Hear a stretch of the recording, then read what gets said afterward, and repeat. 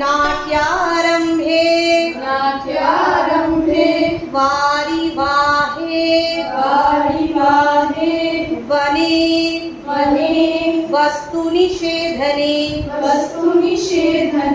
उचस्थले निशायां च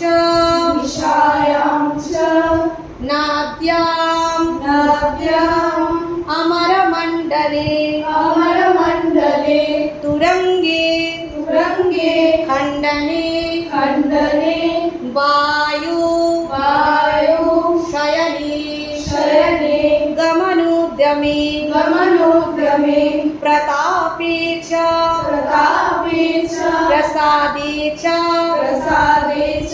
चंद्रिकायां घनातपे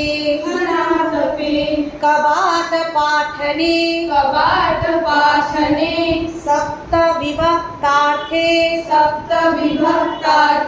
तरंग के वीथि प्रवेश भावेपि समत्वे च अंगराग के आत्मार्थे शपथे चापि तुष्णीं भावनिदर्शने तालपत्रे च खेटे च द्रव्यादिस्पर्शने तथा आशीर्वाद क्रियायां च नृपश्रेष्ठस्य भावने तत्र तत्रेति वचने सिन्धौ तु सुकृतिक्रमे संबोधने पुरोगेऽपि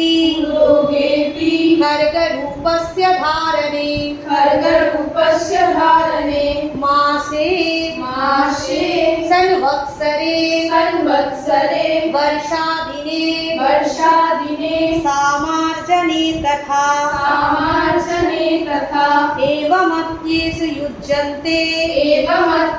युज्यन्ते पताकहस्तभावनः